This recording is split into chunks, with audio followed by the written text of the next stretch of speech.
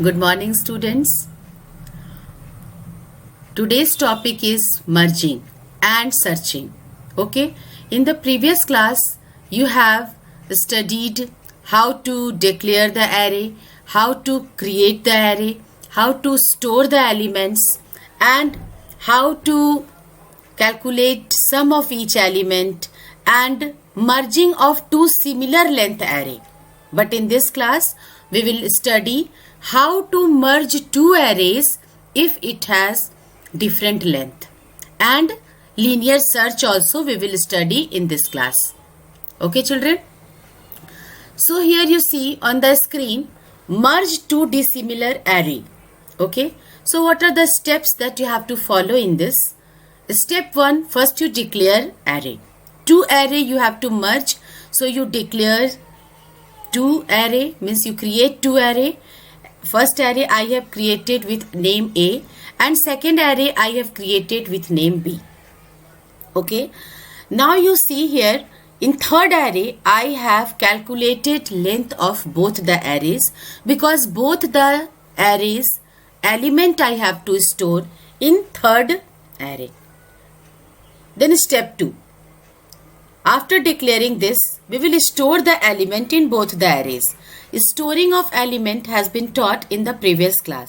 So in the same manner, we will store the element in both the array. You can see here that in first array, first I have enter all the elements in array 1 I have written. Then enter all the elements in array 2 I have written. My array 2 name is B, so I have written B dot length. And in the first loop I have written A dot length, because my first array is A. Okay, now after storing the elements in array, we have to merge it and we have to store it in third array. Then what the third or step 3 we are going to follow here? Find the minimum length of both the arrays. You can see by writing this line, intel is equal to math.min a dot length comma b dot length, I have calculated the minimum length array. Okay, so in this question L equal to 5, because length of array A is 5 and length of array B is 7. So in L variable 5 will store. Next step, we will store 5 elements from both the arrays in third array. Why 5 elements? Because the shortest length array has the length 5. So from both the arrays we will store that much element in the next array. Okay, next array means third array. You can see here I had taught you in the previous video that how we store the element of two arrays in third array in two ways. One, the alternate element was storing. Another, all the element of first array was storing in third array. Then all the element of second array was storing in third array. So your choice how you want to store, but in this program I have explained you the alternate element of both the array has stored in third array. Okay, so from this part to this part I have written the program for storing the element of both the array in the third array. Okay, so in this manner, in the alternate way, each element is storing. In the previous video I have explained you through up to here. Okay, so you have stored the element of both the array till length 5. It means from 0 index number till 4 index number of both the array you have stored. Now note, this line is very important to understand in this question. I is equal to 5 and k is equal to 10 at the time of termination of loop. See, array A 2, 4, 6, 8, 10 element I have stored, its length is 5. Array B 1, 3, 5, 7, 9, 11, 13 I have stored these elements and its length is 7. You can see like this in memory the structure has been created. Now, when we had written the storage loop, then how this is showing in the memory. See, first element 2 of array A, then this 1 is here of array B. So alternate way it has stored from index number 0 till index number 9. You can see here, which I am highlighting, you see, from K0 till K9, we have stored element of array A and element of array B in alternate way. Okay, so from 0 index number till 4 index number of both the arrays has stored in third array, but here K value, you see, it has come 10. Okay, K has come 10 at the time of termination of the above loop. This one, you see carefully. Here when this loop has terminated, K has become 10 and I has become 5. This is very important to keep in mind. Okay, so here you can see K has become 10 when I was 5. Till 4 it has stored from here to here, but when I value has become 5, the loop has terminated, and that time I was 5 and K was 10. Now we have to bring index number 5 element of this larger length array to this place. Okay, now see, now we have to bring index number 5 element of array B to index number 10 of array C. Okay, and so on. So on means the next element, whatever is there, leftover element of array B will go to this array C till the length of the array B. Okay, so this work will continue. So again I have written this line. Note I is 5 and K is 10 at the time of termination of the loop. So what will be the next step? Here semicolon I have given. Here I have not given I value. So when we don't give I value, what was the previous value of I at the time of termination of the loop? That value it will take. It was 5. You can see here I is equal to 5. This value it has taken. Now 5 is less than B dot length, because my all element of array B has not stored here. So B dot length is equal to 7. It means this condition is true. Okay, when this condition is true, here we have done C K plus plus is equal to BI. It means B index number 5. Here in the first iteration, you can see in this part, index number 5 value will go to index number 10. Why 10? Because K is written here. You can see K is written here. And what is K? K is 10 at the time of termination of the loop. So B5 element is going to C10. 11 was the element stored in B5 index number and it has gone to C10. You can see in this diagram. See, array, this is array B, and here index number 5 element, that is 11, to going to index number 10 of array C. Okay, in the second iteration, you can see I have tried to explain through this diagram. B6 is going to C11. Now as soon as the loop has gone for the next iteration, I value has become 6 and this element of 6 index number, that is 13, where it is going? It is going to C11 because we have done K plus plus postfix operator. So it is going to 11 index number. Understand, children? So like this we will store the value. Now the above program we have made if array B has maximum length, means more the length of array B is more than the length of array A.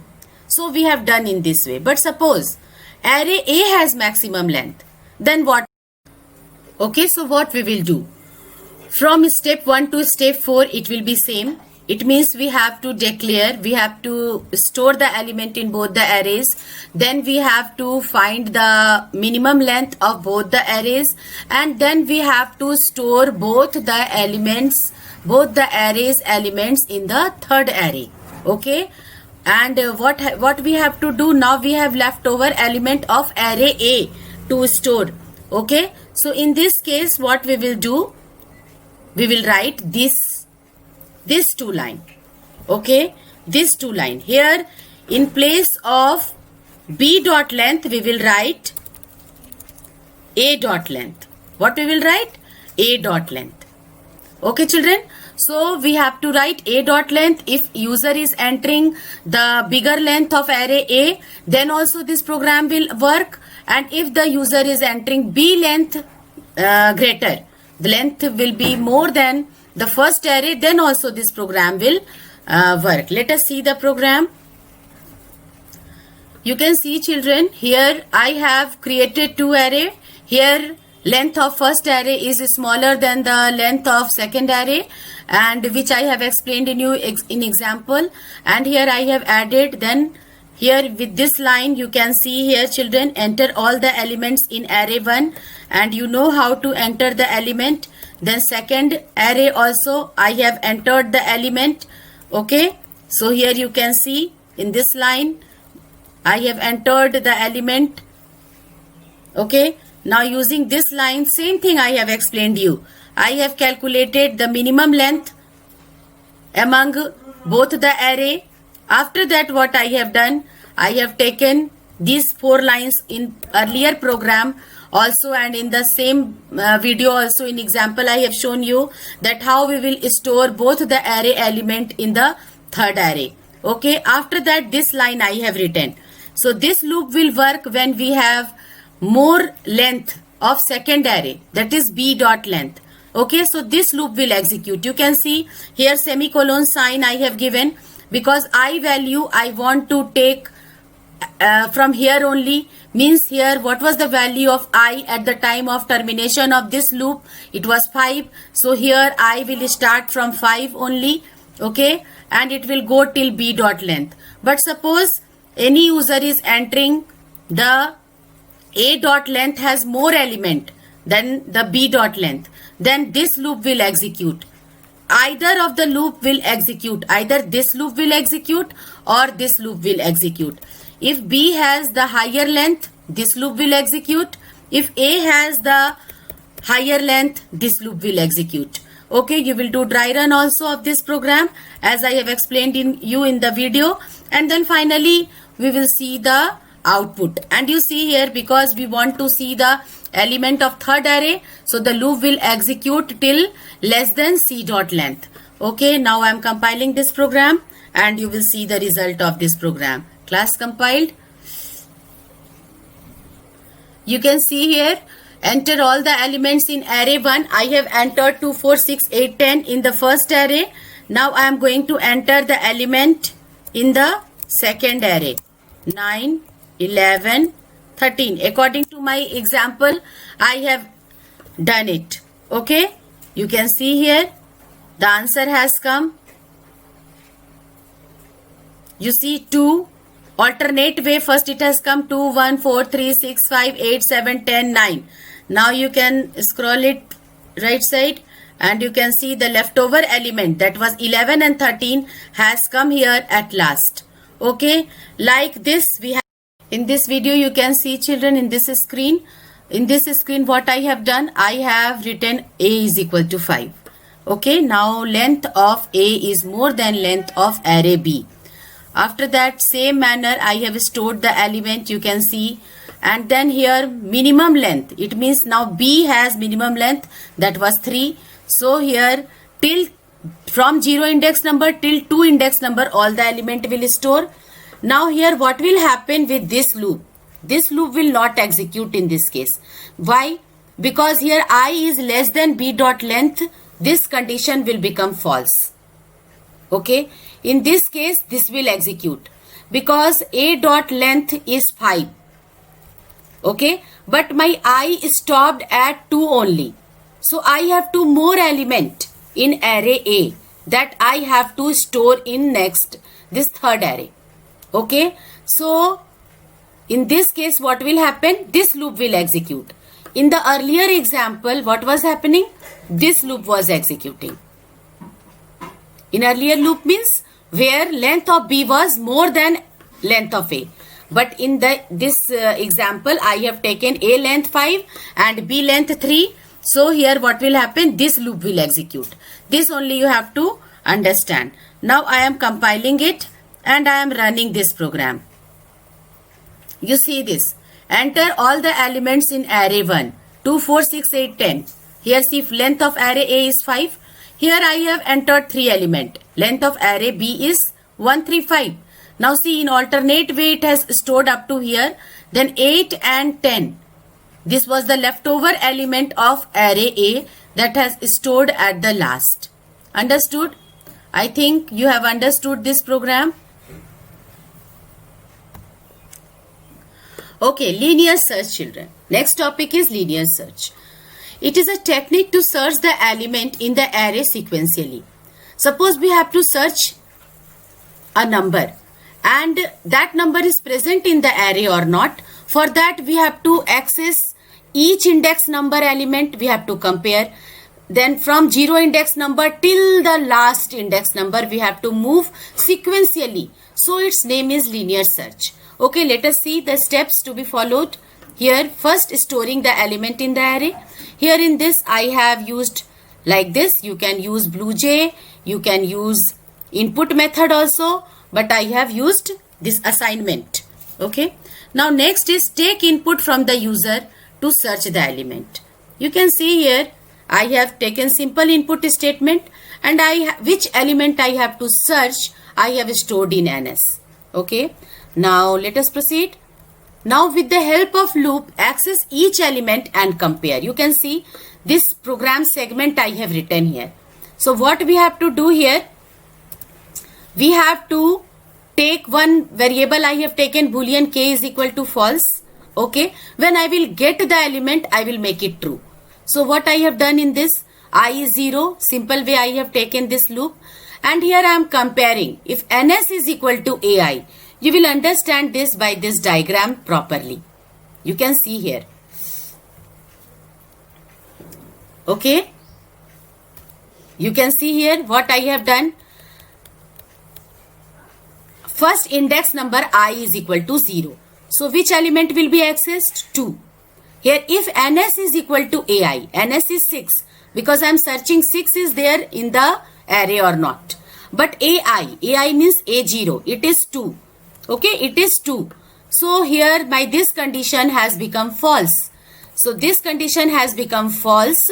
So this part of the loop, this block will not execute. Now we will go for the next iteration, that is I++. So I will become 1. So A1 is 4. You can see index number 1. Here we have element 4. Element 4, again it is not equal to number to be searched, that is 6. We have not got 6 here also. So K is false. Here this condition is false. This condition is false. So again this block will not execute. It will go for the next iteration. Next iteration I value has become 2. You can see here. Now you have got ns is equal to 6. 6 you were searching and you have got in this 6. You have got the element.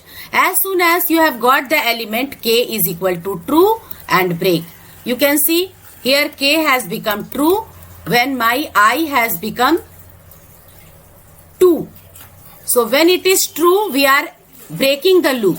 Means don't go to search in next index number. So see I have written here cross. Don't go. Okay. So break the loop. Breaking of the loop will come out from the loop, and what will happen is step 4. If k is true, element is present, else element is not present. You can see here k is true.